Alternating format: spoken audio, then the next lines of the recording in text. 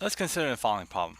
Consider two coaxial solenoids with length L, but radius R1 and R2 with R1 less than R2. Solenoid 1 has N1 turns and solenoid 2 has N2 turns. What is their mutual inductance? Alright, so we're going to neglect edge effects in this one, and let's basically just draw a picture of what this looks like. So you have one cylinder.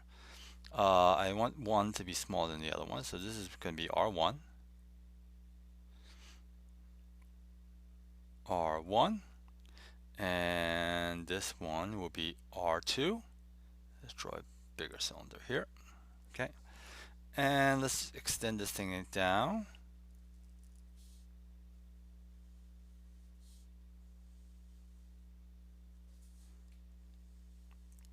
Perfect. Okay, and this one's going to have N1 turns, and this one shall be N2 turns, right? And I want to get the mutual inductance between these two, all right? Okay, so in order to do that, I have to recall that the mutual inductance is basically, let's compute one at a time, right? So let's write down phi of 1 on 2 is equal to the mutual inductance of 1 on 2 divided by I1. So what does that mean? So this is the magnetic flux on cylinder 2 because of 1, all right? Okay, is equal to the mutual inductance of 1 on 2 divided by times I1, right? So I want to know what the magnetic flux is on basically cylinder 2 by 1. All right, so basically in order to do this, the first thing I gotta do is go ahead and compute out the B field due to 1, so that's gonna be B field due to 1, right, times the flux on number 2, so the relevant area 2, which I'm going to be careful. I'm going to put a star here because this is going to be a little different in a second. So that's the two thing. That's the magnetic flux is equal to M of 1, 2 times I1. All right, so let's go ahead. So basically, we're going to have to compute what B1 is going to be. So B1, so let's imagine there's some current, basically I1 flowing through this thing.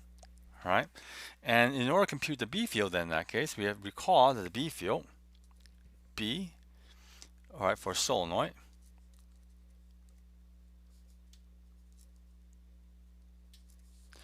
B is equal to, well, it's something pretty simple. It's basically mu 0 n times L, where this is the number of turns per, times I. This is the number of turns per unit length. So that's going to be basically implies that B1 is equal to mu 0 n1 over L. So this thing, entire thing is some length L times I1. Okay, so that's the B field due to length 1. Now what's A2? I put A2 star here. Why is A2 star important? This only is relevant for the area for which there is a B field flowing through it. Okay, so what that means is that it's just this small area in here, right? Because elsewhere, outside of the cylinder, there's no B field. So B equals 0 here, B equals 0 here, and so there's some field inside of it. So in that case, what I have is it's going to be equal to B1, right, times A2. The area that's relevant is just going to be the inner radii. So it's going to be pi R1 squared times the number of turns. How many turns are there? Well, there are N2 turns here. N2. Okay, that's why this is A2 star there. So let's basically work this thing out. So it's just going to be basically be mu 0 n1 over L, right, times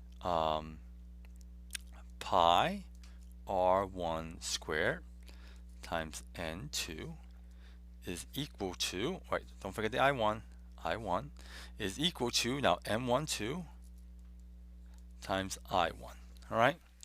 Okay, so let's just calculate what this thing out. So I need M12. So this kills this thing off, and so I'm left with something pretty simple. M12 is equal to pi mu 0 n1 n2 divided by L times R1 squared. So all geometric factors. You can simplify this, well, you could simplify this a little bit, but we'll leave it like this for now, right? So that's the mutual inductance of 1 on 2, and you could use a theorem that says basically M21 is equal to M12 to get M21, all right? Now you could also do the same exercise showing this as well, all right? And so we'll leave the reader to do this particular exercise to do the same thing. The key here when doing this one is that the magnetic field will be non-zero everywhere, but for A1 star, all you care about is the stuff that's within cylinder 1. Okay, that's it.